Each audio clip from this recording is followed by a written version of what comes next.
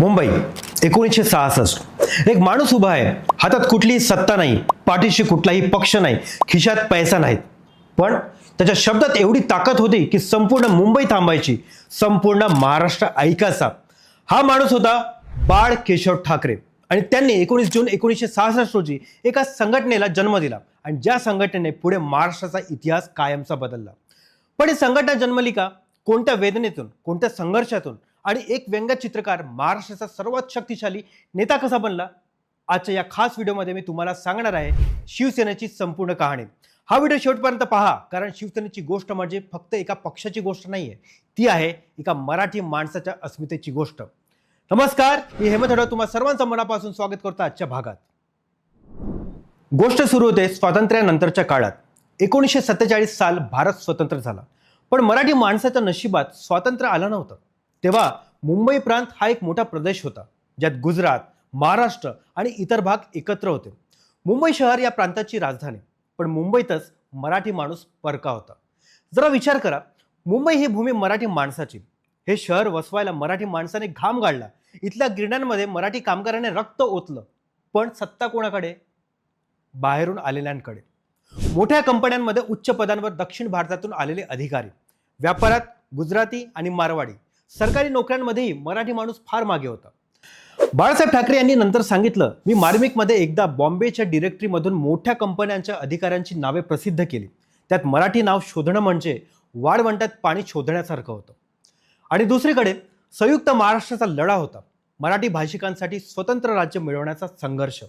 बाळासाहेबांचे वडील प्रबोधनकार केशव ठाकरे या आंदोलनाचे एक प्रमुख नेते होते। अखेर 1 मे 1960 रोजी महाराष्ट्र राज्य अस्तित्वात आलं, पण लढा संपला नव्हता, कारण राज्य मिळालं पण मराठी माणसाला न्याय मिळालाच नव्हता। मुंबई महाराष्ट्राची राजधानी झाली, पण मुंबईत मराठी माणूस अजूनही परका होता। 23 जानेवारी 1926 पुणे, केशव ठाकरेंच्या घरी एक मुलगा जन्माला आला, बाळ केशव ठाकरे। वडील होते समाजसुधारक, लेखक, पत्रकार। घरातच विचारांचं बीज रोवलं गेलं। बाळासाहेब तरुणपणी व्यंगचित्रकार म्हणून फ्री प्रेस जर्नलमध्ये काम करत होते। त्यांची कला वाखाणण्याजोगी होती। टाइम्स ऑफ इंडियाच्या रविवारी आवृत्तीतही त्यांची व्यंगचित्रे झळकायची। पण एक माणूस काही काळ नोकरी करून स्वस्थ बसेल, तर ते बाळासाहेब कसले? 1960 साल बाळासाहेबांनी फ्री प्रेस जर्नल सोडली आणि सुरू केलं त्यांचं स्वतःचं व्यासपीठ, मार्मिक। मार्मिक एक व्यंगचित्र साप्ताहिक, पण हे फक्त व्यंगचित्राचं साप्ताहिक नव्हतं, ती होती मराठी माणसाच्या वेदनेची वाचा। मार्मिकमधून बाळासाहेब एक स्तंभ लिहायचे, वाचा आणि थंड बसा, ज्यात ते मुंबईतल्या मोठ्या कंपन्यांमधील उच्च पदावरील अमराठी अधिकाऱ्यांची यादी प्रसिद्ध करायचे आणि विचारायचे, मराठी माणसाला हक्काची नोकरी का नाही? लोक वाचायचे, चिडायचे, जागे व्हायचे। मार्मिकच्या कार्यालयात तरुण यायचे, रागावलेले, बेरोजगार, दिशाहीन। बाळासाहेबांनी त्यांच्यात एक आग पाहिली आणि त्यांनी ठरवलं की आता फक्त कागदावर व्यंगचित्र काढून भागणार नाही, काहीतरी मोठं करायला हवं। 5 जून 1966 मार्मिकच्या त्या अंकाने इतिहास घडवला। त्यात एक जाहीरनामा छापला होता, शिवसेनेच्या सभासदासाठी अर्ज करा। मुंबई हादरली आणि मग आला तो ऐतिहासिक दिवस, 19 जून 1966। बाळासाहेब ठाकरे यांनी शिवसेनेची स्थापना केली। शिवसेना म्हणजे छत्रपती शिवाजी महाराजांची सेना। हे नाव कोणी सुचवलं? बाळासाहेबांचे वडील प्रबोधनकार केशव ठाकरे यांनी। बाळासाहेब म्हणाले, हा राजकीय पक्ष नाहीये, ही शिवाजी महाराजांची सेना आहे, मराठी माणसासाठी लढणारी। शिवसेनेचा पहिला जाहीरनामा स्पष्ट झाला, मराठी माणसाला त्याच्या भूमीत प्राधान्य मिळालं पाहिजे, खाजगी आणि सरकारी नोकऱ्यांमध्ये मराठींना न्याय मिळाला पाहिजे, मुंबई ही मराठी माणसाची आहे, हे सिद्ध करायला हवं। आणि तरुण आले, हजारोंनी आले, बेरोजगार, रागावलेले, संतापलेले, पण आता त्यांच्यापाशी एक नेता होता, एक व्यासपीठ होतं। बाळासाहेबांचे भाषण ऐकायला लोक मैलोनमैले यायचे। ते बोलायला उभे राहिले की गर्दी शांत व्हायची, एकही शब्द चुकवायचा नाही म्हणून। पण मित्रांनो, इथे गोष्ट फक्त गुलाबी नाहीये। एक संघटना जन्माला घालणं म्हणजे सोपं असतं, पण ती टिकवणं हे खरं आव्हान असतं। बाळासाहेबांपुढे अनेक कठीण प्रश्न होते। प्रश्न 1, विश्वासार्हता। सुरुवातीला अनेकांनी विचारलं की हा व्यंगचित्रकार काय राजकारण करणार? काँग्रेसच्या मातब्बर नेत्यांनी शिवसेनेला हसण्यावर नेलं, पण बाळासाहेबांनी उत्तर दिलं, मैदानात उतरून। 1967 साली ठाणे महानगरपालिकेत शिवसेनेने 40 पैकी 21 जागा जिंकल्या. मुंबई आणि महाराष्ट्राने ते पाहिलं हे नवे वारे आहेत.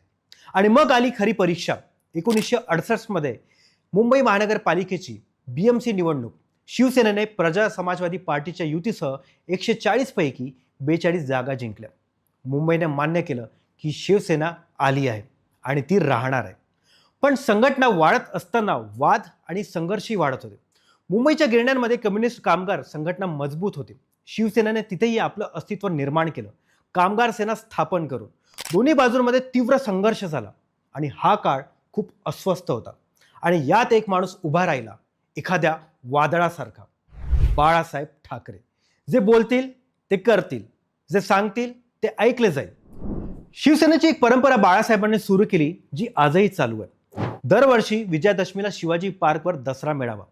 हजारो नाही, लाखो शिवसैनिक एकत्र यायचे देशाच्या कानोकोपऱ्यातून. आणि बाळासाहेब बोलायचे एकट्याने, घंटोन-घंटे. त्यांचं भाषण ऐकायला लोक रात्रभर जागे राहायचे. उभं राहण्यासाठी जागा नसायची, श्वास घ्यायला जागा नसायची, तरी ते ऐकायचे. शिवाजी पार्क आणि बाळासाहेब हे समीकरण महाराष्ट्राच्या मनात कायमच कोरलं गेलं. 1970च्या दशकात शिवसेना फक्त मुंबईपुरती मर्यादित राहिली नाही, ती पसरू लागली. कोकण, विदर्भ, मराठवाडा. 1973 शिवसेनेचं संघटन अधिक भक्कम झालं. 39 नगरसेवक निवडून आले. 1985 BMCवर प्रथमच शिवसेनेने एकट्याच्या ताकदीवर वर्चस्व मिळवलं. आणि याच वर्षी महाड अधिवेशनात बाळासाहेबांनी एक ऐतिहासिक घोषणा केली, बॉम्बे नाही, मुंबई. आणि पुढे 1995 साली सत्तेत आल्यावर बॉम्बेचं नाव अधिकृतपणे मुंबई करण्यात आले. मित्रांनो, आपण आज मुंबई म्हणतो, हे नाव देणारे बाळासाहेब ठाकरे होते. 1986 शिवसेनेने अधिकृतपणे हिंदुत्व हा विचार स्वीकारला. आता संघटना फक्त मराठी अस्मितेपुरती नव्हती, ती व्यापक हिंदू राष्ट्रवादाचा आवाज बनत होती. 1989 शिवसेनेने भाजपशी युती केली आणि सुरू झाली एक नवी राजकीय आघाडी. याच वर्षी बाळासाहेबांनी एक नवं व्यासपीठ सुरू केलं, मराठी वृत्तपत्र सामना. शिवसेनेचा आवाज आता प्रत्येक घरात पोहोचू लागला.